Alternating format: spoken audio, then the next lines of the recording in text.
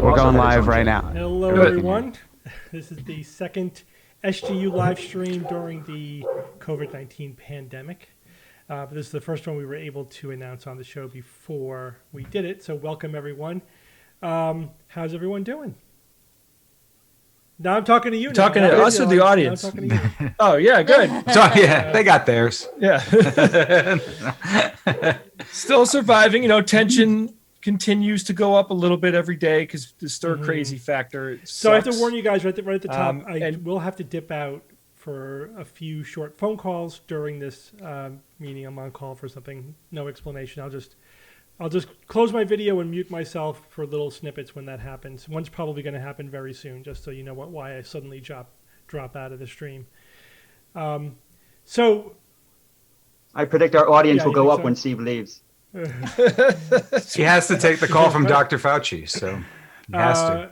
So we're still, we're pretty much right in the middle, I think, of our social distancing, of the pandemic for the U.S. Yeah, I think we're pretty much right in the middle. We're starting, things are starting to plateau in the states that were hit first. You know what I mean? Like that were hit early. So we may be seeing, those curves start to come down.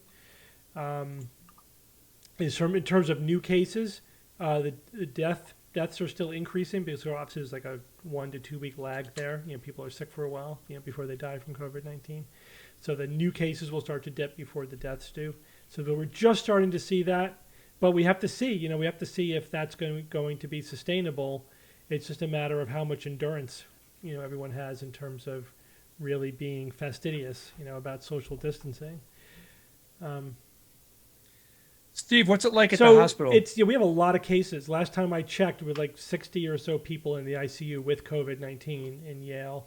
We're already starting to pull over ICU attendings from other services to take care of COVID-19 patients. That hasn't spread yet to the non-ICU physicians, so we're still waiting to see how bad it's going to get. But yeah, we're definitely seeing the surge in Connecticut. So I heard that Detroit ran out of body bags. No. I don't know if you heard that. No. How many? All of them. They ran out. No, I get that, but what's how many the people count? died? I know. I'm agreeing with you. Yeah, I don't know. I'm agreeing with you. Is that 100 or exactly 10,000? I mean, I know. Me too, man. Okay. I don't know how many. They're probably tens of thousands. No, I don't know. not that many Ugh. people No, in no, the no, whole no, country. Can't be. No. The Hundreds? world, we just All right, it broke- was 3. They had 3 Yeah. body bags. They used them. Well, I mean, that is, The state of Michigan has 1,128 confirmed deaths. That's a lot. In the whole state That's of a lot. Michigan. I'm not really sure. and It probably is maybe a lot, half of but those in Detroit, maybe. I'm not sure it's listed by county here. I don't even know what county. Is that Detroit Dear, County? I don't know. is it Dearborn County? No. Worldwide, we just broke Who's from 100,000 Michigan who's deaths. listening? And, We're yeah. approaching 2 million cases. Steve, do you remember when we were talking to a conspiracy theorist and FEMA had purchased, what was it, 1 million Yeah, a body lot. bags? And they Oh, were yeah. like, the conspiracy theorist was like, well, why would they need 1 million body bags? Like as if there They were was some planning for something, underlying, right? That's It's like right. They're planning They- for a yeah. disaster It's- where a lot of people might die, like their job. Jeez. I mean, I'm still I'm amazed so far that we've only had, what is this, 223 deaths in LA County?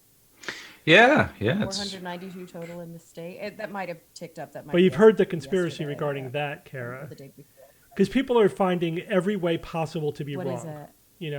And so that they're saying that Yeah. that they're good at it. California had coronavirus cases in the fall, so a lot of people are already immune, and that's why it's not getting hit now, right? That's why. So a lot of people say, "Oh yeah, I was sick in It's not October. because I we had started social distancing." COVID-19." No, you didn't. No, you Yeah, I was didn't. sick too. What? No. In Australia. No, it's not because we started Oh, social right. distancing really early and just really stuck to these we listened to the experts early on and just kind of Yeah. heeded the advice. And I think had a very kind of focused effort in our state. And it's great. I mean, it's good to see because in some ways it's a little case study of what happens when you do all the right things, because we actually have twice the population of New York City. Not New York City, sorry, of New York State in the state of California. It's true, we're more spread out, but we do have a much larger population. So it's good to see what can happen when you do that stuff early. You guys want to talk about some non-coronavirus news really quick? So we just got this email. Please. Sure. Can we talk about how Jay looks like he's glowing? Yeah, it's that sun. Hold on, I'll get rid of this. There's one little beam of sunlight hitting my camera. Hold No, on. it's definitely not a beam of sunlight, Jay. All right, It's well, because you're, Jay's doing weirdly that. digitized because of your Let background. me see if I. Steve, Yeah. real quick. That's how Jay really is, actually. No stream yet or comments anywhere. So I'm back. I There think you are. hasn't it been too long for that to be still the case? What, on What'd you say, Facebook? Bob? I'm not seeing any comments. And Yeah, Just we're getting refresh. comments. There's a lot of people commenting. Kara, can you turn your mic up a little bit? People, Oh. Okay. they want to hear Yeah, you. I can. I mean, I can bring it closer. I was just trying not Oh, to that's make good. it Thank bone you. the whole shot. Is So- that All okay? No, it's Sorry. good. Ian, I I don't know how to wanna play see this. Sorry. video now. They like you. It's what we Oh, here do. we go. You It's know? in a separate thing. You watch Here we Joe go. Rogan. He's got a All right. microphone in his face every day. You know what's cool? Sure. My microphone All right, guys, is I'm right gonna play just here. I'm going to play about 10 can't see it. seconds of this video. We're going to play a video. And I'm not going to play too much. I don't know if the Video. audio is going to come through. We get some foul language comes in, so I'm going to stop it before that. But you only have to see a few Oh, boy. seconds. So just Oh, tell me what what? you think this is. Okay. All right. Look at this shit. What the fuck? This is why they want us to stay in the house. I Are they think sky? Steve thinks that we can see what he's doing. Are they Yeah, sky we can- candles? Those Steve? are Chinese lanterns, right? Or Yeah. Yes. It's a talking dog. so this Wait, was what is happening? this is A this is UFO. a mass UFOs in mass Michigan? UFO Is that where- sighting. It's definitely the floating lanterns. It looks exactly Yeah. like that. And then the comment was, I'll- so in the comments tell was you- no, it can't be that because like a neighboring state just had the same sighting a week earlier. Yeah. So Oh my different God! group of Yeah, people a different released group of people. the thing. So All right, here's how convincing that actually is, because this happened to me. It was 4th of Yeah. July. I was home here. I was by myself, but I have a back porch. It overlooks Long Island Sound. I can see lots of different fireworks displays. So I'm out there. And at one point, I see this hovering light in my neighbor's yard. And it was a dark night. There was no moon, I don't recall. So I really couldn't make any details. What the heck is that? And I stared at the damn thing for 20 minutes trying to figure out what it was. The neighbor from the next house over launched a Chinese lantern. And that was it. It had me fooled for about 20 minutes because I couldn't figure out what the heck it was. I set them off with my kids for holidays and for fun. It's really cool. Like if you let them go up on a night where it's a little windy, as soon as they get above the tree line, they go up and then they just make a direct horizontal move away as soon as they get above the tree line where the wind is blowing a lot faster. And it can look pretty cool when it gets like a quarter mile away and you can't make out the details. It does look like an object moving very fast. Yeah. But it's paper, wire, and a candle. Yeah. That's it. It's not a UFO. Right. UFOs always happen to look like whatever technology currently exists that can look like a UFO. Yeah. It's like ghost photographs always look like whatever artifacts exist with current photographic technology, whether it was 100 years ago or today, UFOs they always look like hubcaps. It's so weird. Or frisbees. I'll tell you what they look like. They look. Show us, Bob. Oh, the Jupiter 8. Ooh. Yeah. No, similar, but not the Jupiter 8. No. This is just a rando. This is a rando. Just a it's rando. Not from. It's either the generic. Jupiter 8 or it's from Forbidden Planet. Those are the two that are basically flying Nope. saucers. It's not that one either, but similar. Cool. I have the Jupiter 8 right over there. I just haven't built it yet. So got time now. Did you guys see the video of the spaceships flying around the moon? No. What? No, not yet. Not yet. It was really cool. Somebody did a great job, the special effects job. They actually, so it looked like somebody was filming the moon zoomed in, and then coming right over the horizon line, you see two spaceships that were, they're out, oblong shaped. The really good detail that the person put in there was that they had shadows. So it really looked like these ships were flying like not too far off the surface of the moon. And then they went into the line of darkness and they just immediately disappear.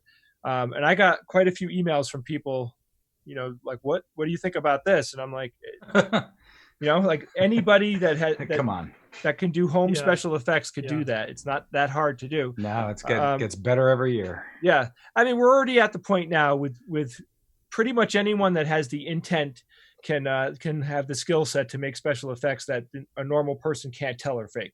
Yeah, and that's where the deep fake conversation comes in and how scary that technology has becoming, and it's really come a long way in a short amount of time. Yeah.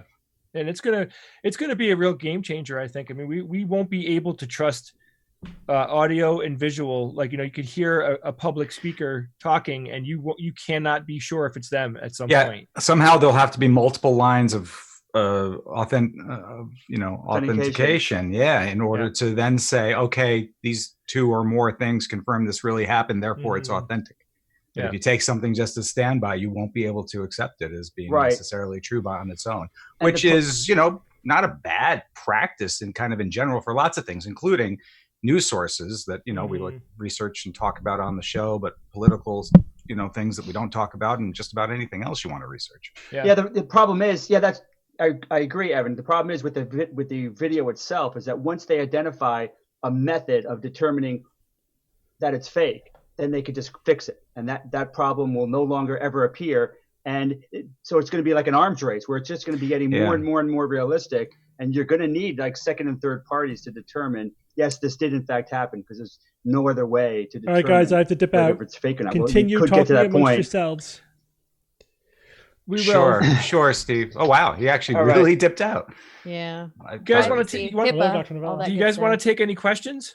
Well, I guys, gotta notice. What I gotta else? say that I always love this when we do a live stream. How many people are like, "You look so weird." Yeah, don't worry. Zoom hasn't right. been working often. Everyone's just calling every time. So that's fine. I just texted Bob. Because people confuse Bob and I a lot. I took a picture of myself. I just looked in the mirror and I'm like, oh my God, I look like Bob a lot right now. Because I had a week's worth of beard. I never get that. And so I took a picture of myself and I sent it to Bob. You guys want to see it? Yes. Yes, please. And I didn't get much of a reaction out of Bob, but I think I look like Bob quite a bit here. Let's see. Oh no. Oh wait, it's okay. There you. That's amazing. It's green screening. You You see, there. I know you I- too You well, do. so to me, You it's do look like no. Bob there. I said, Jay, I replied, I said, you look quite handsome. I think it looks a lot like you, Bobby. Can I share my Wait. my podcasting partner with all of you real Of quick? course. Yeah. What Okay. Bob says. Bear with me. I know. Jay, who it you've is. never looked better, is what I know, Bob right? said. Killer! Killer! There he Ah, is. killer! Hi, Killer. I've had the pleasure of being in the company of that animal, and that He is is a adorable, fine, man. fine dog. It's a good one. I can't wait to meet him. I'm our lives are so tightly scheduled. We're in LA, and I couldn't even see Kara's house. You know what I mean? Because we were. Oh, we had like maybe one down hour the whole Yeah, time we were yeah. doing the LA show. Yeah, it was amazing. Hey guys, how are you seeing the comments? I'm not seeing any chat or comments. Where do you see I it? think Ian is you gonna. need to is click gonna- on the Ian sent a I great sent you the link in the admin. Yeah, Discord. there's a Is ton. it, I'll is it an grab email? some questions. Anybody has questions, please post it in the chat. It's at the Yeah, restream. and if we don't answer them, post them again, because for us, the chat stream, the program that Ian is using, it's just like a steady stream, and once it's gone, it's Right. gone. And any patrons listening, also post in the Discord. Oh, everyone. Where's the Yeah, link, Ian? I'm looking at Discord right now. Actually, live stream questions. Go to Discord. Live stream questions. You can look there. Yeah, Kara. Ian, Somebody said. dog is, Somebody said, "Is the dog charging or what?" Plugged in, like Yeah, to the blast. I thought the same thing when I saw him. He's in his fancy little king size Yeah. bed because he's the king. Hey Ian, where was that? Oh, a link? king. I just pinged you in Discord. Oh, in Discord. Here's a question. What's your favorite U.S. Here, city? I'll share That it was a with you, question. Bob, in the Zoom chat. Please, thank you. You are welcome. My favorite U.S. city is Truth or Consequences, New Mexico, because Truth or Consequences, New Mexico. Hey, you want to give us any more of those space lawyer jokes? Oh, my space lawyer! Wait! That's to release tomorrow, Kara. Okay, It would probably be inappropriate if I. It would be. Anytime People those- would be. If I launched into the A material ahead of the show. Oh my God. We have a couple questions here, if All right, I go can. ahead, Ian. Questions. Okay, so a hit couple us. questions. Here's the first one. Is there anyone you would love to interview for the podcast that you just haven't been able to? John Oliver. Seth that'd be so MacFarlane's fun. on my short list. Love to have him I'd on. say John Oliver. That would be great. John Oliver would be a really good Be one. epic. You know who I love? The host of 99% Invisible. Adam Conover would be a very good interview, I think. How about The Rock? Yeah, well, yeah, duh. come Yeah, on. I mean, come on. Yeah, He's he's awesome. cool as hell. I'd Super marry cool. that dude. We got to interview Anne Drunion. What is the correct And pronunciation? Drian. Drian. Is it Drian or Drian? Drian. It's Drian. That's right. Drian. It's pronounced Drian. She was on my list. I was really looking forward to talking to her, and my God, she was so unbelievably nice and generous.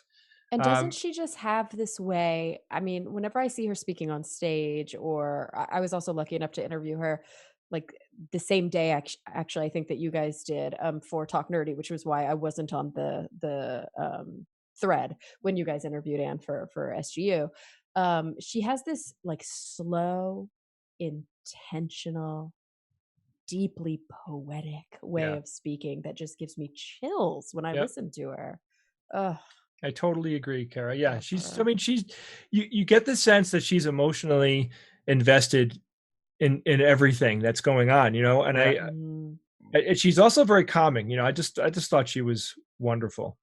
You got to talk to her one-on-one, didn't you, Kara?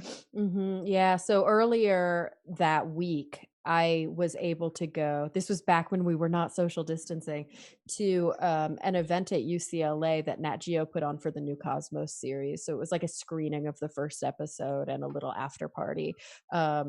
And actually, earlier that day, I sat with Neil in a studio in LA, and we recorded some stuff for Star Talk, which was really fun. And of course, Anne being the EP and like I think the head writer and the director. I think it's like in many ways her show. Maybe she didn't direct it. I don't want to speak out of turn, but she was there. She was speaking on stage and stuff, and so I got to kind of chat with her after the party. I didn't spend too much time with her, but I was like, "Hey, I'm going to interview you. I'm so excited." And she either remembered that that's true or pretended to very gracefully. So I know it's appreciated that tough. too. It's almost a deep fake in its own right. She's very gracious. Yeah, and, no, that's a amazing. skill set. That is a skill Yeah. set. Hey, somebody, Mario, asked about interviewing Scott Sigler. Mario, we interviewed him years ago. So he's on some episode, probably episode 200 or something. Yeah, he hates us. He hates us now. So. That's before he does not. That's before I knew really who he was, and I've now read like essentially every book that he has done. He is wonderful, and we will interview him when some of his new books published later this year or early next year.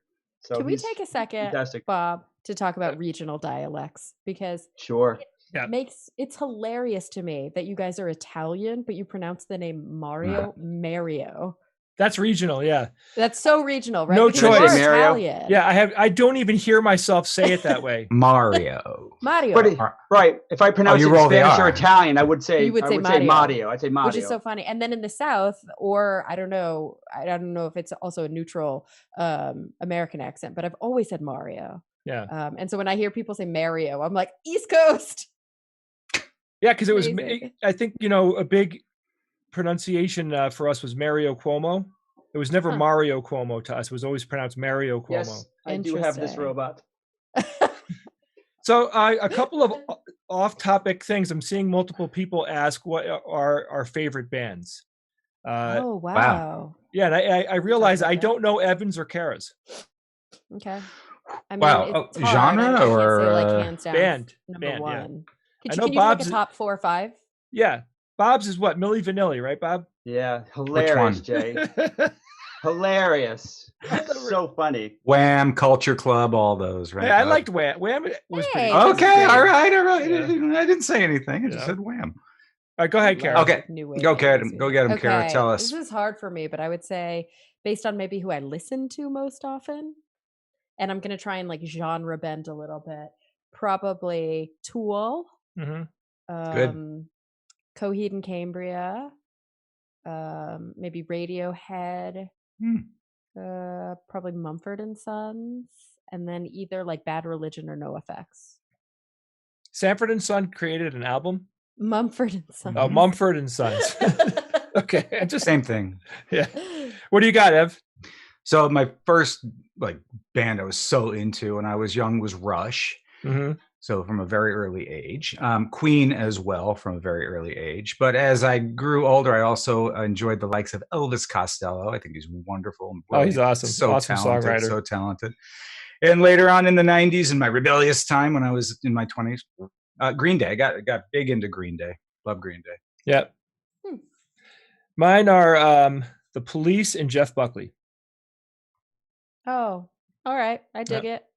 Oh, and I'll add XTC to my list as well, as since you said The Police, they kind of go hand in hand. So XTC, love them. I'm gonna raise my audio real quick. Reminds me of George. The lead singer for XTC is George. It's his voice. It's him. Yeah. Oh, I love that. Yeah. What do you got, Bob? Sorry. No. Go ahead. Bob. Hello. Tell us, Bob. Favorites? Streams. So many. How do you even pick? I know. Just choose a few. It's just like Beatles, Pink Floyd. Beatles. Oh yeah, the Beatles. Hello. Oh man. I mean, I just saw the movie yesterday. Thank you, Martha. Last week.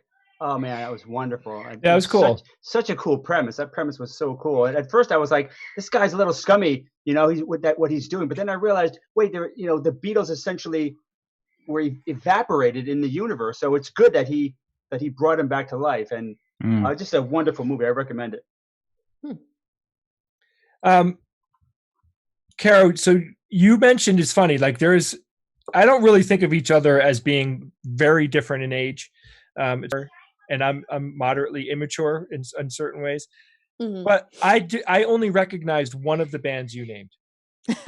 Well, they're also like very genre specific. Well, the fact that you haven't heard of Mumford and Sons is kind of funny because they're probably like one of the more mainstream. Bluegrass mainstream. Yeah, and that's why a lot of people on the thread are like, Mumford, say it ain't so, because everybody wants you to be very specific to your genres, right? Yeah. And I'm sorry.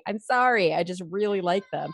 Nothing wrong with that. But yeah, like Coheed and Cambria, I love them. Don't know if you would even like them. Evan's probably heard of Coheed, right? Mhm. Because Yes, of I have. Rachel. Yep. And then like No Effects and Bad Religion are from the 80s. Like Mhm. these are Oh, punk yeah. rock bands from the 80s. So it's just that they're punk rock. So you might not have listened to them. But Tool, come on, man. I'm a 90s kid. Like I graduated high school in '01. So I was like really rocking out to like my kind of formative, is that what you call them, years, those developmental years were the 90s. So the 90s movies, the 90s music, that's like Yeah. what I came up with. So that's going to be the stuff that always sticks with me.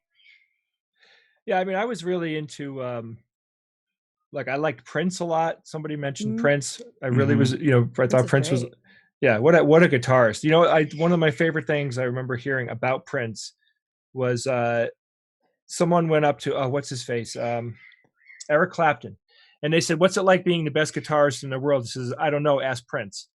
Like, what a compliment! Nice compliment. Yeah, very nice. Oh, and hey, Jay, somebody did just mention that Coheed is a lot like Rush, but the guy Claudio has a higher pitched voice. Oh, and it's a little proggy and like weird, like Rush. So you might actually dig it if you tried it out. Mm-hmm. All right, Ian, do you have another question? Yeah, there were a couple questions about the 5G tower burning and what you think about the whole. Well, we talk about that on the show tomorrow. Yeah, so listen to the show. Spoiler. Yeah, do we want to sit tight? You might know where we might have leanings toward in that conversation. Yeah, maybe. There were a couple questions about Nexus. Hey, Steve. To talk about. Hold on, I muted Steve. Hold on. We should ask Steve for his. We're gonna bring him back. Because you have to mute the physical mic, not because we're not getting your audio from Zoom. Oh, okay. So, you have to questions about Nexus. I'm going to do this again. I have to mute myself in OBS. Yeah, and on Zoom so that everybody else doesn't hear. Yeah, because we couldn't hear you, but I guess some of the other people could. What was the Nexus questions? Just if we had any speakers lined up, or if we had anything to announce. We have a list, but we haven't confirmed anybody. Yeah, we have working on it though. Yeah, we don't want to announce anything until we're like 100% confirmed, but we have our list of people that we are reaching out to. Yeah, it's usually like we end up having a very large list of people and then going through, churning over. Liz Gaston is doing a lot of the heavy lifting for us, and Brian Wecht, and it's just an incredible amount of email and phone calls. And of course we'll be announcing them as soon as we have anybody locked in. And Ian and I have been working on the digital assets and the technology behind it. So everything is good. I think we're way ahead of schedule as far as, we're in no danger zone of not being able to deliver. Steve, okay, so you can calm down. Mm-hmm. This is Steve being agitated. You want to tell him about wow, look at his agitated face. Oh my gosh. Funny? I'll call Steve. Steve doesn't pick up the phone and go, "Oh, hey, Jay." He goes, "Hello." I'm like, "It's me, your brother, the guy that you work with." He doesn't. He doesn't give any. There's no inflection. I know he's so like stone cold. Just get to the point, Jay. You're just wasting valuable time. That's all. Just wasting time otherwise. So, Steve, you missed it. We talked about our favorite bands. Do you have a favorite band? I mean, it kind of changes over time. Recently, I've been into Muse. I really like them. Okay, that's it. All right, I like it. I dig it. Before we get off the Nexus talk, sorry, maybe we could poll the audience and see how many would be interested in a potential VR component to the Nexus. Yeah, so let's describe it real quick. So, wait, how does that work? You could view VR technically without having a VR headset. It could still be like a 3D space. Well, this specific is VR chat is what we're potentially using. Yeah. So if you feel like you'd be interested, let's do it. And so is it filmed with a VR camera, or is it like converted to a VR viewer? The general sense is that we're going to open up a VR chat world and have the stream embedded in the world, and then potentially have workshops within VR, or at least little VIP areas. So if you do have a VR unit or would be interested in that, let's get some hands up in the chat and maybe also send us in some emails because we've been working with some And developers. so basically, Gotcha. right, there's going to be like a parallel thing happening where Right. you could go into the VR space if you have a VR, viewer, and there'll be stuff happening there, but also in the VR space, there'll be a screen where you could look at Nexus, like you'd be looking at it on your computer screen, right? But but also, if you don't have a headset, you can view the VR feed, on a regular monitor. But if you do have a headset, then you're basically like in the space. In the virtual space. It's a completely virtual space, yeah. And now that wouldn't be the main conference. That would be an additional element that we'd want to experiment with. Chat room to hang out in, but also you could look at what's happening in the conference while you're there. And I have a VR setup in my office, which is going to be in the same physical location as the studio that we're going to be streaming Nexus from. So we could take turns going up and being in the virtual space, throughout the day.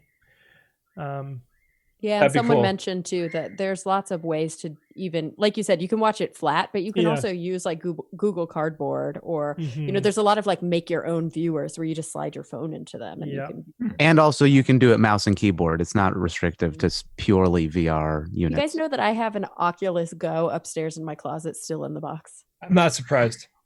It was a gift. I mean, I didn't like buy it and then let it collect dust. It was a gift as like part of my wrap gift for a TV show I did. And I'm like, I really got to take that out and play with it. But when you do, Kara, a little busy right now. Let me know and I'll tell you what to try out. Yeah, that would be great. Actually, I would love some kind of like guidance on it because I've done a lot of coverage of VR, but I've never really like sat down and YouTube is your friend. Now would be a good time because you're stuck at home. It's not like any of us are extraordinarily busy right now. I mean, it's like anything else. There are some things which are great in VR, some things not so much. So I'm playing regular, games right now that are not VR, but I'm also dipping into doing VR stuff. The big thing is any gameplay, for example, that requires like you moving through the space. Smoothly. Like I've been playing a little bit of Red Dead Redemption. Yeah. Right. There's no way you could do that in VR. No way. At least no way I could. Get so lost, right? Well, it's not that you would get lost. A lot of it is most of the time you're spending riding a horse. So the processing would be. You'd be like, no, it's not the processing. I would puke in about 2 seconds. Yeah. There's no way you could ride a horse through a 3D environment in VR without puking. At least not for me, not for many, many people. And like, so what if a person? Okay, that's an interesting question. What if you had a jockey or someone who is on horses normally, regularly? Would they also experience that? Yeah, it doesn't matter. Yeah, because it's the motion sickness component. It's the disconnect between what you're seeing and what your vestibular system is experiencing. Especially, for me, definitely, and a lot of people have told me this as well, any up or down movement. So, like, if you're running over terrain and you're going up and down and things are going past, and like your swimming or something, vestibular system feels none of that, instant severe motion sickness. Yeah, but so there's it's good to there's teleport. an easy VR, workaround. Right? You need a compensator. There's an easy workaround. Yeah, what is it, Bob? I'll get it. 1 second. Okay. Well, while Bob's doing that, there are a couple of workarounds that video games use. One is for people who, unless you're particularly resistant to that motion sickness, is you teleport, right? Yeah. So I want to go over there, and then go from here to there. You pop from here to there. So, but you can't do that in some games. Some games are just not amenable to that mode of travel. And Red Dead would not be. No, Red Dead would absolutely not be. The other way is some games. What they do is when you're moving, your field of vision collapses, so that you lose all the peripheral vision. So that helps a lot. Sure. But it doesn't help if there's the up and down. It only helps if you're on a flat surface.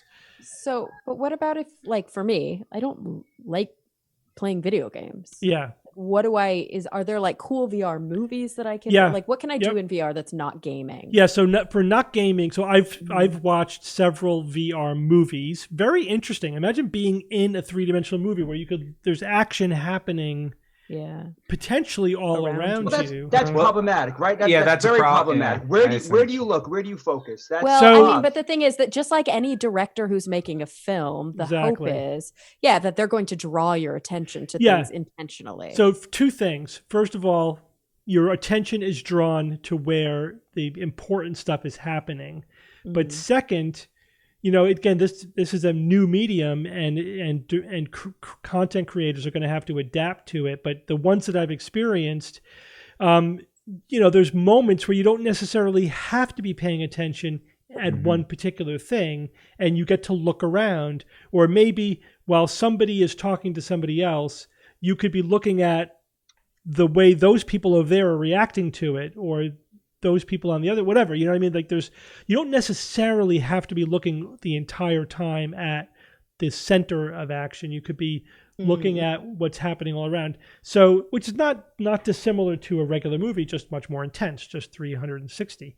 There's also, Kara, to continue answering your question, there are like museum tours you could do in virtual reality. Cool. You could walk on the surface of Mars in virtual reality. Oh, yeah. I would I've do seen that. A few, I've seen a few of these Sims and things. And I was actually lucky enough to film, like to host the first Facebook 360 video. And so it was put on by National Geographic, and we shot in the middle of the desert in Utah, this like Mars desert laboratory thing. And it was super weird, and we were all learning. Like, I think I've told you guys before, the crew had to be on the other side of a mountain. So that was weird, because if it's 360, like you'd see them otherwise. Like most people forget that when you're filming, like it's just this and everything else is just like people in black, like doing stuff in front of your face. See, I would like to see the crew. That would be fun. And that's another option. And I think maybe we could have, like at one point it was so funny. I'm in IFB, which is the earpiece where they give talk back from the booth, and it was going out a lot because they were on on the other side of a mountain, and I needed a different microphone because I was receiving the astronauts as they came out of the pod for their and we're walking way down and sitting down and doing interviews and blah blah blah, and I forgot my mic, and all I had was a lav, but I needed a stick mic for these people who weren't laved, as you guys say. And I was like, I didn't know what to do, so I was like, hold on, and I ran like, I don't know, like over the mountain, like 100 yards to go pick up my mic from the other location, and ran all the way back. And I'm sure people were watching. They're like, "Where's she going?" Okay, all right, Steve, the horse workaround. Yeah, you ready? Horse workaround. Okay. All right. Well, that's a 3-legged horse. A 4-legged's harder. Oh well. Yeah. So that's a workaround. Easy. I mean, come on. That's true. All right. You clearly have not played Red Dead Redemption. All right. That game is so epic, by the way. On the VR. But he saw the Holy Grail, so it's even. My favorite non-video game VR app that I recently experienced was Apollo 11, where you get to basically be an astronaut, experience the Apollo 11 mission in real time. With all the problems and everything. They stick a pen in. So, like, you're sitting in the capsule, and you can, while you're sitting in your chair at your computer, which is good. I like VR games where you're sitting in a chair. Yeah, we're not walking into walls. Yeah. But in any case, you're you're in the rocket taking off as an astronaut, and you get to experience the whole thing in real time, and you could look around, you could, whatever. It's cool. It gives you a better sense of it than you would get from any non-VR experience. Yeah, that's really cool. The immersion definitely adds to the emotional impact, I think, of things that are happening.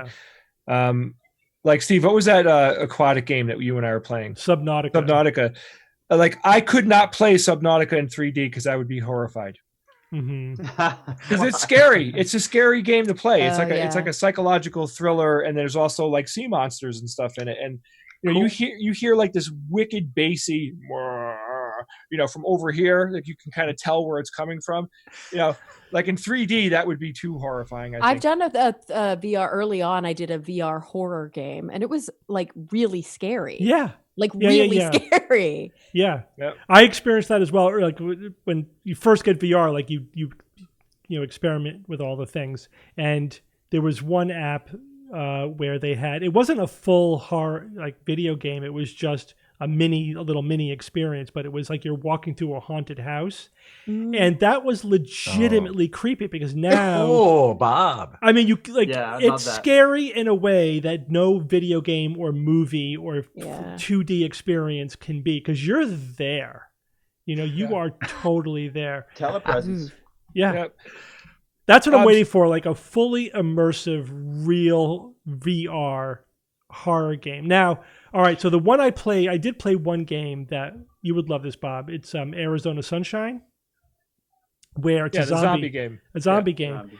And at a couple of different points in the game, you are walking through caves or a mine. Basically, you're that's in the the worst. dark, and you have a flashlight and a gun. Oh, like a scene out of The And you Shining. could- out and of, you are, the and so there were zombies coming at Stand. you from the darkness. Oh my gosh. And that is legit scary. Steve, 1 second before you said the words Arizona Sunshine, James Groutrex, Yeah. Groutreau, maybe, Gru- wrote Arizona Sunshine freaked me out. Totally. Cool. Gotta try it. Yeah, VR is fun. The game Alex came out. It's in the Half-Life series, and you know so you really should use which I forget which brand of controllers, but they're the controllers where you can articulate your fingers. Valve Index. Yeah, the index. So you can let go of the controller because it's strapped to your hand, and the game knows this type of articulation. So you could do more complicated things in the game, and the reviews are amazing. I wanted to buy the controllers, but they're backlogged and very expensive, and because of this pandemic, I can forget about getting that stuff for quite a while. Yeah, And somebody thanked you, Kara, for some reason. Did you guys ever do Zombies Run, the app? No. Oh, Bob, I feel like you would love this so much. So it's not really a game. It's actually an exercise app that you can download where there's a whole world set up. You're like in a post-apocalyptic crash site, and there's zombies out there, and when the sun goes down, the zombies come out, and you have like a ham radio that you're listening to that sounds really scratchy, and it's integrated as an exercise app. So imagine now, especially that people aren't really outside, if you want to go on a run kind of late at night or something like that, you're listening to this zombies app, and it plays your music. You can link it to one of your music streams like Spotify or something, but it plays it as if it's like on this ham radio, and so it has all these things where you have to run really fast to outrun the zombies, and then you get to slow down. Oh, wow. And they're in your ears, and they're like yelling. It's so scary. And it makes exercise so much fun. Bob, I think especially you would really love it. I've been doing cardio every day, an hour Yeah, a day. try Zombies Run. It'll make your cardio so much more fun. So I'm waiting also for augmented reality apps to take off. Why is it taking so long? Yeah, come on. I'm watching some show. I think it's called Evil. You guys watching that? Because we're watching everything, right? Evil. We can't go. It's our entertainment. And in the show, they had an augmented reality horror app. So essentially, it haunts your house, right? So because it's augmented reality, like you have That the goggles sucks. on, walls, yeah, the you're doors, seeing the doors. Yeah, you're seeing monsters and ghosts and creepy things in your own house. Oh my gosh. Because that would be awesome. And is it good or is it like Haunted Mansion at like Disneyland? alternate where they're world. Well, green and glowy? this is a TV show. It wasn't a real thing. So in the TV show, it was awesome. But clearly we need this app, right? And it probably wouldn't be that hard to design, right? Yeah. Well, I mean, I think that the hard thing would be integrating it with your house, right? So you would need some kind of camera or, I don't know, some way of, embedding. I mean, it depends on what the effect is, right? Like just having things floating in the air would be easy. It could happen anywhere. But you're right. If there was a way, like the iPhone, I know can do the thing where it can measure. Like it can measure doorway, if it could recognize door frames and always superimpose creepy doors and certain kind of key indicators. Ooh, that would be amazing. Right. Or again, I think the other app that would be a fabulous augmented reality app. The other one would be any kind of combat app. I mean, I would love a Doom style or Half-Life style first-person shooter, but in the physical world, where these creatures are, you know what I mean? Like you're in your yard or your house or whatever. And I know these exist in there are VR studios where Places, you could go, yeah. and they sort of integrate the physical space with the VR. But I would like AR where it just integrates with whatever physical space you're in. I mean, would be incredible for. That would be really cool. And like that kind of AI. I remember doing an early on thing for the USC Institute for Creative Technologies where they had like a physical meet space. Yeah. And there you would wear a cowboy hat, and there were markers on the cowboy hat so it knew where you were in the room. And then there were all these different screens. You were in a saloon, and there were all these different screens, and when you turned to certain people, there were these digital humans that could talk back to you based on what you said to them. And then there were like quick draw things where you had a gun and you could like shoot, you'd be in a shootout with them because it could recognize. It was like integrating all these different layers. And I could definitely see utilizing that sort of AI to know what you said and then come up with an appropriate response. That'd be really cool. I'm surprised that they haven't started using AI for education. Like, if in the classroom, you can take your class to a location, here is, go somewhere to a foreign city and be able to give them the sense of how big things are. And, it's always better to be there in person, but a VR experience would be, I think, really, really good. Yeah. I mean, I think the problem is there's no money in it. Yeah. Like I think you see it kind of happen. It's like it happens in porn first. No, porn and gaming, right? Because people are willing to pay for that. And then it like starts to trickle down to things like education and like public services and things like that. Less important things. Right. All right, things that are crowdfunded, basically. Let's move off of VR and take another question. Yes, Ian, get back to something for us? by the way, people want to know who Ian is. Oh. No, they don't. Yes, and I like this because I know Ian is cringing wherever he is right now.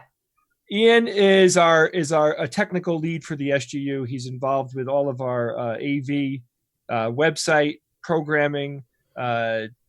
He's for the extravaganza. He runs the show while we're doing the show. He's running it off stage. And Ian and I have become friends over the last couple of years. Yeah. Prove it. We share a love of falafel, That's which is a very good feature. Ian, do you not have a camera? Can you say hi? Or you're like camera. butt ass naked right now, aren't you? No. No. Oh, gosh. Someone keeps telling me to stop touching my face. He's wearing glasses. I was talking. Oh yeah, they do. I'm like, I'm at home. I'm allowed to touch my face. I know. I know I'm clean. So we, I was talking. Ian and I were on the phone yesterday. We usually get on the phone, and then we end up working for like an hour or two while we're on the phone. Yesterday, Ian was literally like, "Here, Jay, talk to my wife," and he puts me on the phone with his wife to get me out of his hair so he could get the work done. I'm like, what the freak is going on here? I mean, I love his wife. We went on. We had a 2-week vacation with each other trip. The Australia New Zealand trip. I got her sick. Yeah, you did. She's also, awesome. I was there. It's not like you just took her. Yeah. But I had this awesome 20-minute chat with her, and then I'm like, oh yeah, I guess I could talk to Ian now because he's done doing whatever he had to do. So anyway, that's Ian's intro. Ian, I couldn't work without him at this point. No pressure on Ian. Okay, we're gonna edit all that out and post. But Ian, Kevin wants to know what you're wearing. Don't worry about it. we have an Instagram, private Instagram for that. By the way, sorry I keep looking down. I'm actually knitting while we're talking. And knitting. Probably the worst scarf I've ever made, but it's really old. I need to finish it. Well, on that note, actually, people were asking about homemade masks and other essentials, quote unquote, and what the recommendation is now. I have a friend making one for me. She's a seamstress. Just specifications? I mean, the best thing to do is use a real mask. Use like a real surgical mask. But but I think we're not supposed to say that because that takes surgical masks. It takes it away from the professionals. Yeah. Well, I'm just saying, in terms of effectiveness, no cloth mask is going to be as effective as like the masks made of the proper material. But ethically, I think we're supposed to be. Yeah, but don't. The thing is, you should be at home, right? True. If you have to be out in the public, you should wear a mask if they're available. If you're gonna make do with a homemade mask because you don't have access to surgical masks, then you want something that is going to have a very tight weave, right? Yeah, not a knitted mask. Not a knitted scarf. Something that's water resistant is good. That doesn't absorb water. So something plasticky would be fine. Mm. And then disposable is better than non-disposable. If it's not disposable, you need to wash it after. If it gets moist, you basically need to wash it. Ew, moist. And what about so I got these filters. People recommended these like, what are they called? PM 2.5 charcoal filters. Obviously they're not going to be like N95 masks. They're not taking out like viral particles, but a lot of the homemade masks that people are making, they're putting a pocket in there, or they're doing multiple layers and they're having a pocket, so you can throw the filters away. And then like steam, if you're making it at home, you could hand wash your mask, but you got to make sure it's dry. So one of the ways to make sure it's sterilized is to use like a clothes steamer. Yeah, I heard that too. And make sure it covers your nose and your mouth. I can't tell you how many people I saw with the mask under the like nose. This. Yeah. This is the right. That's what's with the people walking? Worthless. So when I went to Costco, I went when the store opened and it was almost empty, which is great. So that is great. There was a woman walking around holding her coat in front of her face. I'm like, what? No, that doesn't do anything. That does nothing. Well, it blocks you from spreading particles around. Yeah, it's not going to protect helps. you. Yes, Yeah. But that's not what I think was going on. I'm going to do the Dracula, That's what I do. When I have to go to the store, like I had to go to the pharmacy to pick up some essentials. I went at 8 a.m. I was literally the only person there. Yeah. That's the time to go. The midweek in the morning. Is that you make your own if you can, and there's ways to do it literally with just like a t-shirt and a rubber band.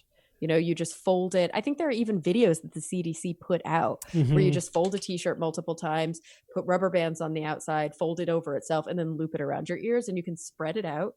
Yeah. Or you can use a scarf. You can use stuff that you have lying around. You don't have to know how to sew. You don't have to be crafty, but it's still going to help just to keep, like you said, above your nose, all the way up here, and then all the way down here, and not just hanging open. It has to be tight under your chin. Make sure it's pulled, Steve, somebody asked, do the UV lights can they kill the germs? I don't know. I haven't personally seen any data on that, on UV light and coronavirus. You see that, Kara? I did just see that. Somebody named their daughter after Kara. Dom. Oh, yeah.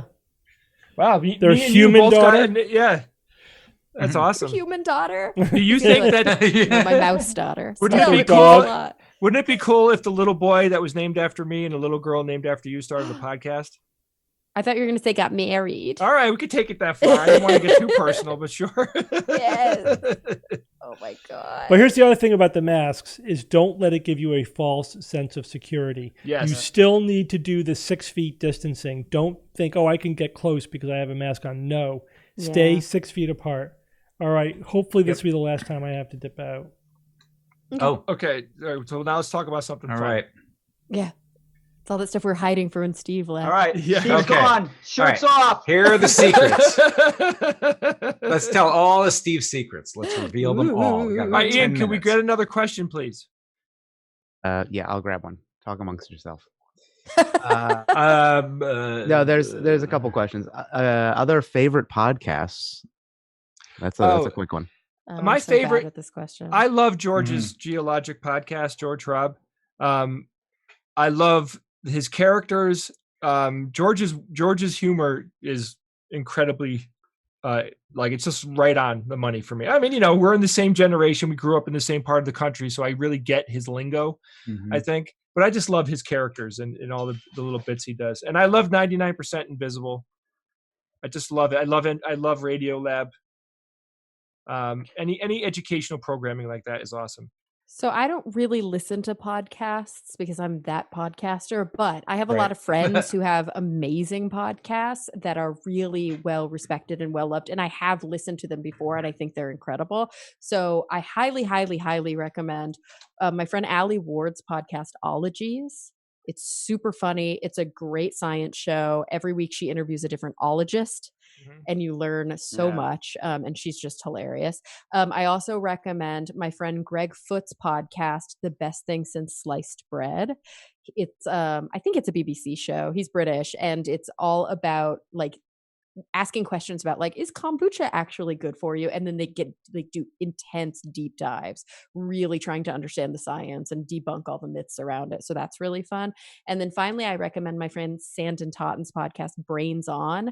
It's a science podcast for kids, and it's consistently really high in the charts. And it's so well produced. And if you are like into the Skeptic's Guide and you have children, I know you're going to love Brains On. Also listen to Talk Nerdy. Yeah. Yeah, right. Well, okay, so you were stealing my thunder a little because I'm going to suggest Which Game First, a board game podcast in which we review board games, analog games you play with your friends at your table when social distancing wasn't a thing. Hopefully we'll get back to doing that. But we are playing online in virtual space. The gaming has not ended. If anything, it's become more enhanced. And we've learned some new things. I hope you check us out. The show is hosted by Celeste DeAngelis. That is Perry DeAngelis' sister, whom I've been friends with for, the majority of my life. So Celeste is awesome. Yeah. And we're all friends, and Jay and Bob and Steve know us. We've all known each other for a very long time. So I'm gaming with Celeste tonight. Oh, cool. Oh, cool. Yeah. I gamed with her last night. On Roll20. That's right. She did mention that. Yep. Mm-hmm. Bob, what do you got? In terms of podcasts, I haven't listened in a while. I've just been using my audiobook, membership, and just book after book after book. Oh, good so for you. That's the main thing I've been listening to. Let's see what I got. What about Escape Pod, Bob? Oh man, I've just missed so many. There was a Escape Pod is short science fiction, amazing stuff, and I'm going to get back to that. I just love it. There's just so many books on Audible that I found so many good authors that I'm just like going through all of their work. So I'll be doing that for a while, but I'll get back to podcasts. I miss them. Here's another question. This one, a bit of a philosophical one, apparently. Unscrupulous groups, snake oil salesmen, what have you, tend to use manipulative tactics to sway people in their favor and to make money. If the goal is morally correct, can tactics like emotional manipulation ever be used for the greater good, in your view? Well, I mean, I think that it's a fundamental tenet of marketing and now of social psychology, or has been for years of social psychology. And increasingly, I think that we're learning in science communication and in skepticism that, the tools and the tricks that work are things that we can utilize. I think there's a difference between like doing things that are unscrupulous, where is that line, right? If something is unethical, is that because of the outcome? Is that because of the process? But the truth of the matter is, if we're going to make appeals to emotion because we know it's more effective than just yelling logic, data, information, because we know it works, then why aren't we going to add that tool to our toolbox, so long as we're doing it in an ethical way? I think you're going to, not only are you going to, but we are starting to see that more and more in science communication. Yeah. Sorry if anybody hears my kids. They're at my office door. Telling me it's dinner time because they don't know that. So yeah, and they're like, now you know what they do? They get their mouths down to the bottom of the door and they yell in under the door, so the volume is like almost like they're in the room. Why should a door stop them from? So by the time my daughter did it, and Dylan, I'm recording, honey. I'm sorry. What are you guys having for dinner, by the way? I don't know. I'm busy. I gotta do the SGU, baby. Have you cooked any more in your life than you have been cooking? Oh my since God. It's been food. I've gained like 6 pounds during the pandemic. And I'm like learning to be domestic. I made chicken paprikash last night. Oh my God. That sounds delicious. Oh, it was amazing. There's too much pepper in my paprikash. Yeah. So somebody asked if I'm eating meatballs. So what happened was my niece, who is 20, how old is Ashley? About 23, 22? Yeah, she's 21, 22. So Ashley and her boyfriend are stuck here at my house. They were here when the pandemic started, and the concentric rings. Yeah, so they've been here for the whole month, and they're just like she's doing her school from remotely, and I have to now tell my wife to stop my kids from banging on the door. But anyway, yeah. So they're this is here. not uncommon during the podcast. But she is a vegetarian. Her boyfriend is a vegetarian, and oh my God. Okay, now look, no disrespect. I'm cool with you pick whatever you want to eat, any classification or whatever. I don't care. That's fine. I like to eat meat. I eat meatballs. I love chicken. And I have not eaten meat in like a month. Oh my God. I'm like, I have frozen meatballs in the freezer that I've been sneaking. Yeah, sneak them. That's what I did over the past couple of days. Like I said, screw it. I'm not doing it. I don't know. I'm built Jay, for meat. Yeah. You need more imagination. So you know, my daughter, who's still living at home with us, decided she wants to try being a vegetarian. It's been like 4 months now. Wow. And so we're definitely eating a lot less meat in our household because we have to make more vegetarian options for her. But there's a lot of dishes you could make where you make it with meat that you incorporate at a later stage in the dish. So you could, right? So like you could have a stir fry and you have the vegetables and then you add the meat if you want the meat and you don't add the meat if you don't want the meat, like for example. So there's a lot of dishes I get like that. But don't underestimate how lazy I can be when it comes to, like when like right now, like spaghetti and meatballs, you could have the spaghetti and you don't have to have the meatballs. But Kara, I had a Beyond Burger. Oh no, but Beyond's not my jam. It's impossible. No, but I know. Look, we had the Impossible Burger with you in New York City a couple of years ago, and I was mad about it. I didn't think it was that good. It was, but it was like I got it from across town and brought it to you guys, and we divided it up. But I want to tell you, I had a Beyond Burger. My wife bought them. I thought it was awesome. I couldn't believe it. It had a total umami flavor. It was right there, man. It was good. I really enjoyed it. Then I think you'll really love an Impossible Burger if you have it the right way. Because it's better. I'm telling you, it's better than Impossible Whopper, dude. I can't tell the difference. It's Burger King, Impossible Whopper. All right, drive through, baby. Jay, I got 3 of Mom's meatballs in the freezer ready to go. Hey, so Michael Joseph said only if the meatballs are cooked in the sauce. Yes, Michael, of course. That is, and that's a guy who knows what he's talking about. Well, you could take a little bit of the sauce and put it on the side to cook the meatballs. I know, but then it adds the complexity, it's and then true. that's when I bag it. It's not a one-pot dish anymore. Yeah, then I bag it. Like, what am I going to do? It's like I'm working, and if somebody else in the house is making dinner, I'm just going to be like, yeah, I'll eat something that somebody else made. I don't have to get involved. But you know what I did? So when I went to Costco, I bought everything I need to make homemade sauce. And I'm going to have a breakdown very soon. And I'm going to just make homemade sauce and cook meatballs in there. And those guys I'll make them a separate thing of sauce, and that's it. I'll be fine.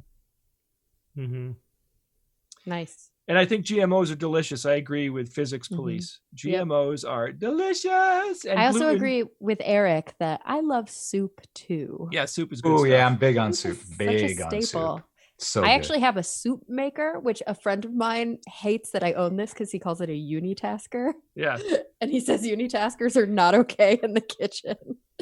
But it's That's really, I know. It's this really Ian, cool machine. What is that? Oh, Jay, you can't see it. Did it pop off the... Yeah, Ian and I have been looking for this for 3 months. I found it today, Ian, just so you know. Don't let me forget. In your office, right? Yep. Yeah. Did you hear the tone in Ian's No tone. Translation. I knew it was there the whole time. So, have any of you guys made soup with a soup maker? No. This is great for like single people like me. So people with big families, just stop listening. We have made stew with a crock pot though. Yes, but this is very different. It's a little machine that's about this big. And it has a handle with a spigot, like a spout, and it sits on a base. And then it has this lid that's got all these options in it, along with a little spinny blade. And so it's kind of like a food processor meets a pressure cooker. And you have options in the top for chunky soups, pureed soups, cold soups, whatever. You drop your ingredients in it up to the fill lines. You push the button, and in 18 minutes, you have soup. Wow. 18 freaking minutes. Wow. And it makes impressive. 2 bowls of soup every time. And it's that's amazing. awesome. Yes. And apparently it's a really big thing in Asia. Like when I first was doing research, a lot of people in Asia have soup makers. But I could only find one here. Kara, I got to tell you though, do you have an immersion blender? Do you have immersion blender is awesome. It's so useful when you make sauces, gravy, soups.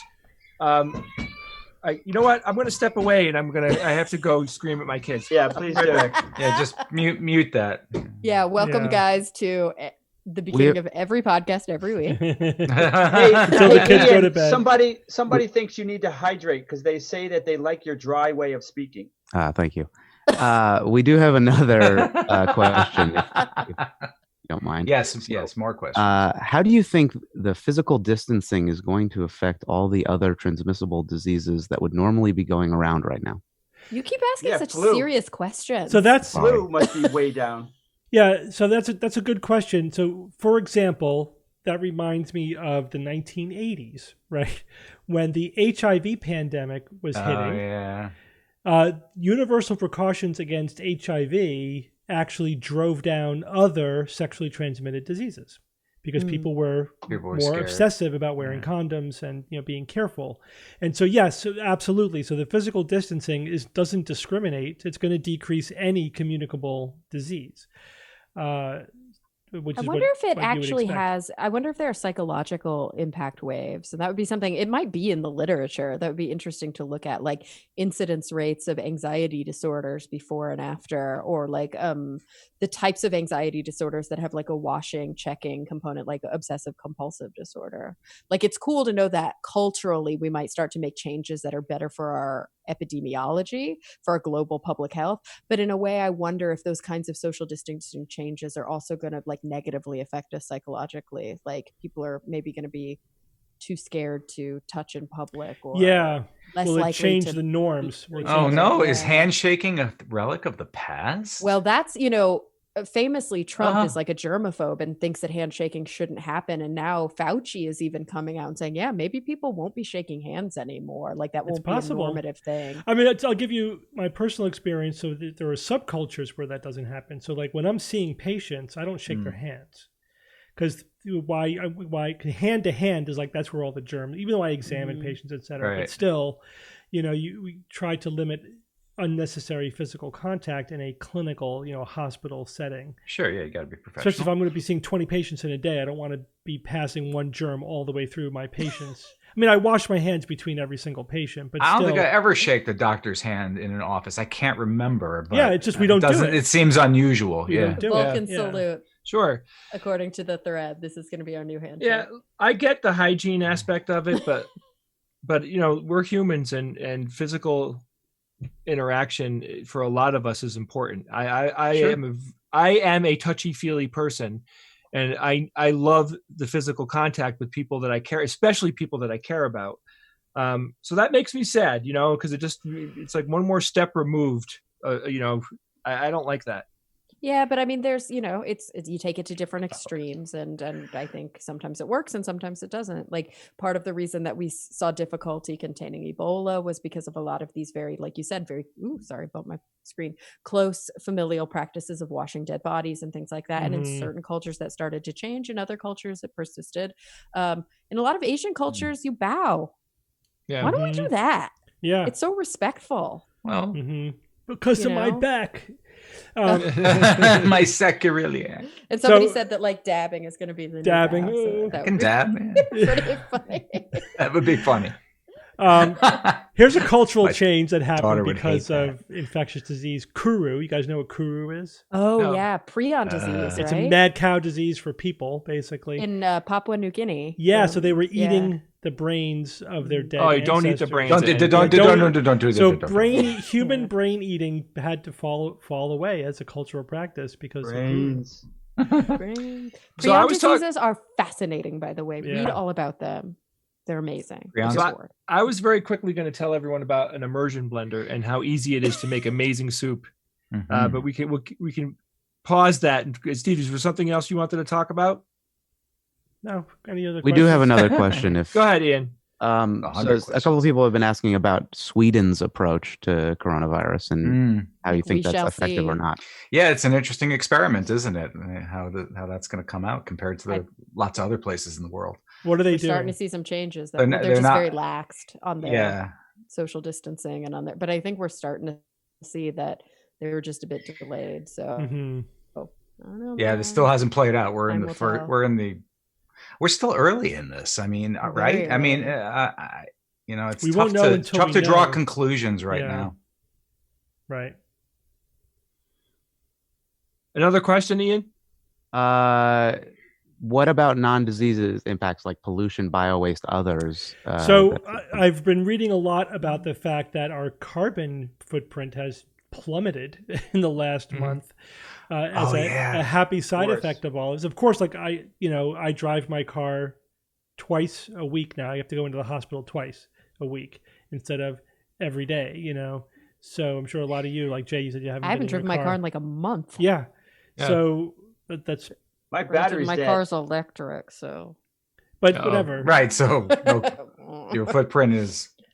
But different. also, I would add to that, Steve, you may be seeing a lot of articles about how like nature is rebounding and the animals are happy and everything is. And I think that we have to be really careful not to like fall into a lot of the hype and there Yeah. is some really fake news that's coming out about what's happening kind of ecologically as part of us being in our houses. And B, I think we have to think about this, step back a little bit and think about the fact that that's not a win.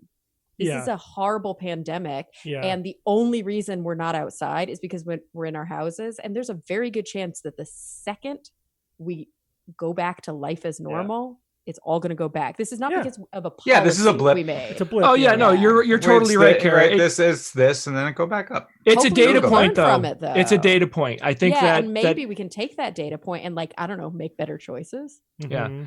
I mean, Could I'm be. seeing pictures so. of cities that, like people are like, look at Los Angeles. Like, Los Angeles's smog is virtually gone. Yeah.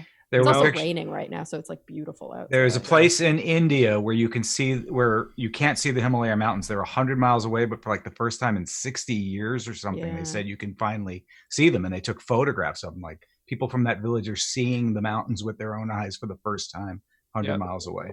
Mhm. Yeah, I mean, But that's another. We talked about the fact that the COVID-19 pandemic is giving a boost to all telepresence events, telehealth, telemental health, teleconferences, etc. And another benefit of those things is that people don't have to drive someplace. Yeah, there's that's less true. driving, and so maybe I do think yes, this is a blip. And it's not necessarily like, oh, we've solved global warming by having a pandemic, which nobody is saying. But the point is we could say, we could reduce our carbon footprint by having more telepresence events if really Hugely, only do yeah. things in person if you have to, that is, we are seeing firsthand that that's a side effect of Yep, it will have an impact telecommuting, on etc. on service industries though as a whole. Will True. Mhm. But there are have so to many, take that on the chin. That's Yeah. true. But there are so many corporate kind of policies that have been in place, or like you said, Steve, like in kind of the medical infrastructure, where before people were like, can't do it, massive HIPAA violation, there's just no way. And then overnight they're like, well, we figured it out. Yep, suddenly Like, it's this is possible. Yeah, right. normal. Oh, it's like, Right. Yeah, I mean, So- I think in the United States, employees are virtually abused. It's abusive. You start a job, you start with 2 weeks vacation. Most people don't get. some people don't even get that. They don't get leave when they have children. Yeah, I mean, sometimes you have to build up to that. Yeah. yeah, and even still, I worked at a company for 10 years, and I finally got to 4 weeks, and it was just getting to the point where it was tolerable. Yeah. And I just rewatched. Have you guys seen? Oh, it wasn't Capitalism Now. It was the Michael Moore movie about the healthcare system. yeah, I Didn't saw see that. Sicko. Sicko, Yeah. yeah. And they talked to these people in a lot of different European countries about like basic like vacation days and sick days and kind of what's just built into the structure, and it is very different here in the States, to say the Sure, it's least. different in Japan too. Yeah, Very different. It's very cultural. It's cultural different. based. You're right, Evan. It is different in a lot of Eastern societies, but as far as the West goes, we are very different than the majority of Western countries. Okay, last time. All right, bye, Steve. Oh wow. Okay, Oh. so Hi, Steve. All right. So now more important question. So what Yeah. have you been buying unrelated to food or anything like that? Just like pure Buying? entertainment, pleasure Oh. purchasing. I got something cool, Bob. Okay. I so can't proud of answer me. that. two things for this, and I don't know where my ladies at, if you're feeling the same way, or maybe some of my boys too. I have developed Ooh. a horrific, maybe I shouldn't say Mhm. horrific, but a new kind of addiction with subscription boxes. Yeah, sure. Subscription boxes. Yeah, so I have Yeah. like a bunch of them now. I use Grove Collaborative for all of my like house kind of cleaning products and stuff because they're low plastic. It's like glass reusables, a lot of ways to kind of get down on waste. I've ordered a couple different subscription boxes that are like supporting local artisans that are kind of B Corps, which if you're in America, you might know what that is, but it's just like a more ethical way to run your business. Supporting small businesses, things like that. And also I've gotten into crafting again. Like I'm making candles and soap, and I'm about to order a custom paint by numbers with Killer's face on it. Oh, that's adorable. Paint Oh by my God. numbers. Oh my! I haven't done that since. Yeah, so you can 10? get custom ones online, Oh, and wow. they'll print them and send you all the paints for whatever your Clever. image That's a great is. idea. Right? Clever. Yeah, like KiwiCo is great if you have kids. Or not. we- Honestly, those Eureka crates are great for grown-ups. Yeah. I've been doing a lot of Etsying, looking at Mhm. everything they've got on Etsy. Amazing things. 3D printing is really huge, especially for like the crafts that I've been looking for. One thing I recently bought that was 3D printed. This is a this look familiar, Hoth shield generator. Mhm. Yes, So, that's right. So the detail is just exquisite on this. So I'm gonna paint it. I got 2 of these. I'm gonna paint it and do something with it. I talked to the guy who made this, and he's gonna make a smaller one, much smaller, that I can incorporate into my robot costume that I'm building, which I guess I haven't even started it, but I've been prepping for it. Yeah. So Etsy is just amazing, and plus it feels good, to help these people that are just like, they're probably dying to sell stuff just because that's their probably one of their main sources of income. Oh yeah. So I've been that trying makes to me do that a lot. feel a little good support, to do like, that. artisans and stuff Yeah. for sure.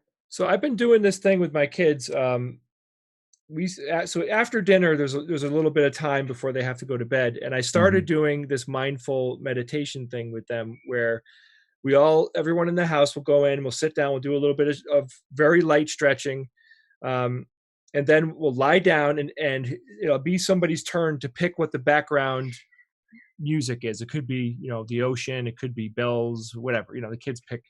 Like my daughter picked a burning fire, sitting in front of a fire. So we do that for a little while, and I've been kind of getting into teaching them kung fu. Like just teaching them a little bit of basic self-defense. So Bob's gonna love this. I bought them both rubber nunchucks. So they can. I got 3 of them on my bed right now. Yeah. So you could. These are practice ones. So you could hit yourself in the head while you're trying to learn how to do it, and you won't hurt yourself. They're going to go nuts with it. They're going to go get nuts with each other. I doubt there'll be very much real training because I know how to use them. Bob and I learned when we were kids. So anyway, yeah, I want to give them things to do like that are physical. We've been going out a lot with them, which is fun. When you say out, you just mean like outside, not like outside. out. Like we have a whole part of our backyard that we put a what do you call it? I can't monkey remember. bars? Not Playground? the monkey bars. Handlebars. No, it's swing, the thing. You sling zip line. zip line. We put a zip line in. Cute. Oh my god. So we have a whole thing in the backyard that's cleared out for the kids, like have an activity, or they have like a little lean-to homemade fort outside and everything. So we've been working on that. I love Jay, that. remember these, Jay? Yes, I do. I mean, those are from our childhood. Did you man. make those? No, boy, I bought these made of aluminum. This will kill you. This will kill. Yeah. For sure. This thing. No thanks. Yeah, if I break a table leg and hit you over the head with it, I'll kill you too. And I remember it had like this thing twists off, and then you could screw in other it had other components, so you could turn this into another type of weapon. Boy, this is taking forever. Yeah, What the well, you hell? wanted to. Yeah, Do you those know are. what else? Do you know what else I did? I'm actually Hmm. really excited about this. Is that so? I live in it's a house, but it's like a like a small lot house. So my only outdoor space that's mine is a roof deck. So I don't have any like lawn or yard area. A lot of people have taken to gardening, baking, things like that. You see it all over Instagram, and I don't have a space for a garden. So I got Indoor a garden. robot garden, you guys. Yeah, Robot And it's garden. so cool. I'm going to show you a picture if you can see this. yeah, I could see it. I'm starting to grow peppers and pea plants. And so I'll get to Awesome. harvest Oh. my vegetables in my kitchen, and it's the coolest thing ever. Pea And it's plants. like, You'll be the I have next a black Mendel. thumb. Yes, yes. I have a black thumb, but they're growing beautifully because it's a robot garden and I don't have to do anything. Cool. Yeah, the gardening is fun. Steve's huge into gardening. My wife and I are starting our garden this year. I mean, even just putting a tomato plant in your backyard. Those are cool, by the way, Bob. Are those chain or rope? These are the ones that I used in at Dragon Con when I was dressed as Bruce Lee. I had 2 of these, and I was just walking down the parade. with the Bruce's group and just swinging 2 of these around. And so this is metal. This is metal, but these are foam. So because I didn't want to swing real ones around for like an hour of walking. Yeah, and, sure. And I broke one of them. I broke one because they're kind of, after a while it just broke. So I just kind of threw it into the crowd. So I gave it and clocked someone in the mouth. Gave it to some kid. And but these are really, and I like these because these look like the ones that Bruce Lee used. I think in Return of the Dragon. So that's one of the reasons why I got them. Hey, but, Melissa on the stream, look up Click and Grow. It's very cool. Click and Grow. Yeah. Ian, do you have another grow? Yeah, Tim I got Smith. another question. Tim Smith, I have a 3-section staff. My friend Bill King gave it to me, childhood friend. So I have one. So. The next question is, they want to know whether or not this is a fallacy or something in effect. In a fantasy or sci-fi story, if someone scrutinizes a detail for being inaccurate, a common retort is, but there are dragons, zombies, undead, telekinesis, etc. in the story, and you're going to complain about this? Is that a fallacy? I mean, it's okay, so it's a good question. Fallacy, it's not a logical fallacy. It's more about, you're right, Kara. It's more like, is the universe or is the story being consistent with itself? I think that's internal consistency. Yeah. So you can say, like, if you have a hard science fiction story, there are kind of rules. It has to be on rails to a certain degree. It can't just go off in a fantasy land. It has to be based in some type of extrapolation of reality, of real sciences, right? But even in a fantasy science fiction world like Star Wars, if it's not consistent with itself, with its own lines that they've drawn in the sand about certain things, so let's say that somebody does something with the Force that is completely out of canon, that doesn't make any handing sense. a lightsaber through the other side of the universe. Exactly. Like, give me a break. So things like that happen. We're like, come on, that can't happen. Well, yeah, you can complain about it because any moment that a writer or a director or an actor or anything that happens in a movie or story that takes you out of the story where you're like, what? This is weird. They shouldn't be doing that. That's called bad writing. And right? Plenty of that to go around. And most of my worst experiences going to the movies is when I'm like literally turning to the person next to me going, what the hell was that? Like you have those moments. That's terrible. So yes, you can complain. There's nothing wrong with it. I don't know if it's more of like a writing quality issue than it is a fallacy. Mm-hmm. Yeah, it's true that if something is done well, you don't notice the small things. The worse the script, the worse the directing, the worse the acting. Like when things start to get really poor, you start to notice all the shit, right? Like that's just how it works. And so I think that really beautiful films and well done films, they could have little flaws and you might not notice them because so much other stuff is so masterful. Yeah. You know, it would be fun because I saw that post that said that somebody wants a tour of your room, Bob. I was wondering if everybody where you're sitting right now, because I'm in my podcast studio. Are you guys all in your studios?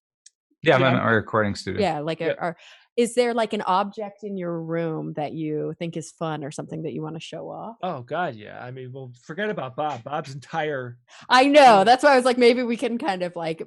Yeah, let me curate this a little bit. Here's my power. Quick. It's my power source. I got shit all around me. Yeah, but really think about it. What's something that's close to you that is like a treasured item? I'll show you. I got some cool stuff. I just got to turn off my background, my virtual background. That's pretty cool. Oh, this is pretty cool too. I have my collection of blasters and phasers right here. Nice. Blasters and phasers. That's a Star Wars one in the back. There's a Star Trek one up there. Oh, wow. Jay. Yeah, my friend. Impressive. My friend Michael made this. This is my friend Michael Orticelli who died. This was one of his pieces of jewelry that he made, which I just absolutely love it. Oh, it's beautiful. Yeah. I've seen that, I think. Yeah.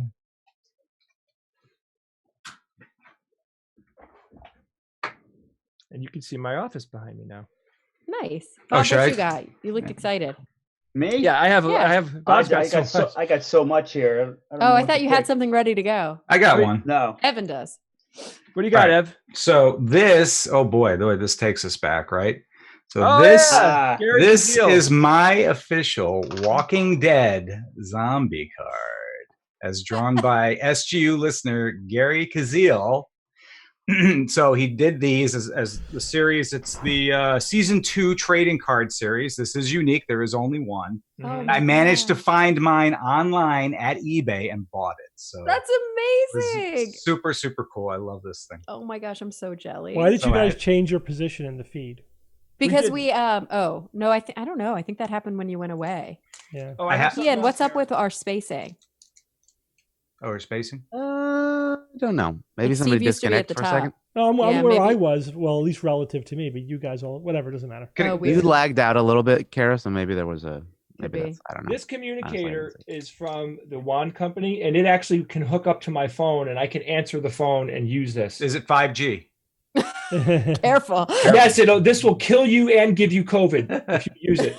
But this is, oh God, I love stuff. I love practical, awesome sci-fi retro shit like this. I love it. My God. And I have the phaser too. So anyway. What you Here. got? What do you got there, Evan? Oh, this is a gift from Kara to Oh, me. that's the soap I made you. Oh, like You years made ago. me soap. See, there's a little love So from Evan, Kara. what on you it. don't know, There's something inside of Yes, there's it. a fossil, a fake fossil in there. I that- know, but I can't even open it out of the plastic. It's I just Oh. I treasure it. And I have one last thing I'd like to show Steve. Steve, does this look familiar? Spellbound. Oh yeah. Yes. Wow. Oh yes. Steve That's and what- I in a half a lifetime ago we used to Yeah. write game books. We D20. published, I believe, 7 game books. There were 7, and this is Yeah. one of them. This is one of the best. That can ones. be That was only that one. was the best one. That we did. Okay, so I chose wisely. I thought so. Yeah. Yes. I love that. I got something. What do you Bob, got, what you Bob? got? Jay and Steve will remember this. My mom made this about 40 years ago, and this is during her pottery phase. Mhm. Harry so Pottery phase. She picked it out, she cleaned it up, and then her paint job, I think, was just so exquisite. Oh yeah. Oh, that thing is awesome. Aw. This is the witch my mom painted 40 years ago. That is now mine. Sweet. Yeah, And she I made got- a- I she have it on made my a- bookshelf, Yep. and I just love it so much. And that's so perfect for you, Bob. Yeah, right. I love that. Love it. So if the house is on fire, yeah, this would probably be definitely on That's a what you top say. 5, top 10 list of me Definitely. grabbing stuff. Well, you just got to take all that stuff off your shelf and just go into a garbage bag with it like that. Yeah. All your robots. The arm Multiple sweep. garbage bags, bro. So it is 6:27. Whoa, really? Yeah. The I hell? think it's That went time that we fast. shut it down. So everybody, please keep in mind, we'll be doing this every Friday until things change. Mhm. We might change the time here and there to give other people around the world a chance, but right now it's going to be 5 p.m. Eastern time, 9 p.m. UTC. And most of us will be there for each one of these. We're doing this for you guys to give you some entertainment and something to do because everyone's bored. Clearly everybody's starting to snap at the snap the carrots now. We really appreciate you guys as our listeners, and we love talking to you and interacting with you like this. And we would also like to thank Ian, Yes, my Ian. man. Yo, Ian, yep. Tell them about Hey, Nexus. Ian. Tell them about Nexus. Nexus, necss.org. You can go to the website. You can check it out. We have 2 conferences planned right now. We have a digital conference happening August 1st of this year. This is all digital. We have early bird pricing right now. What it'll be is an all-day live streamed conference from the SGU studio. We're putting it together, or it's already looking to be really cool. It's a lot of fun. And if you help us, if you support us in that effort, you will be getting a discount for Nexus 2021, which is going to be in Atlantic City. And I'm really excited about the hotel. We talk about this on the show that's coming out tomorrow. But bottom line is the 2 conferences are planned. They both have dates, and we're super excited. So please go to Nexus, necss.org to see the details. And thank you. And we have been reading your comments, guys. We are seeing them, all of them. Thank you all for commenting Yeah. during these shows. Yes. we love you. We do. We love you. And go to iTunes or any of your podcast Aggregators. aggregators and leave feedback. Alligators. Alligators. Oh. Spray paint on the alligator's back, SGU, forever.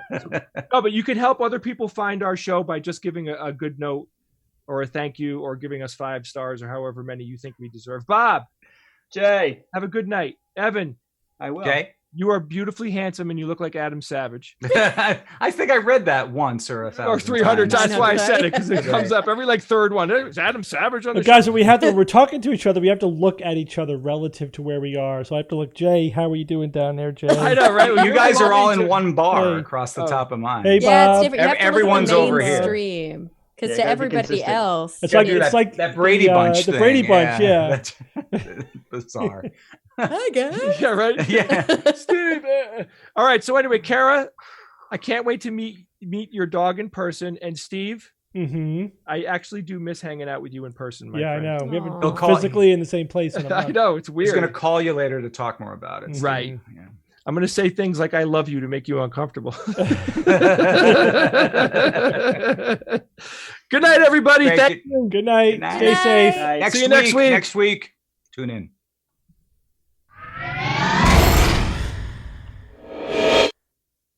Hi. Are we still on? I don't know. It's up to Ian. Yeah, Ian.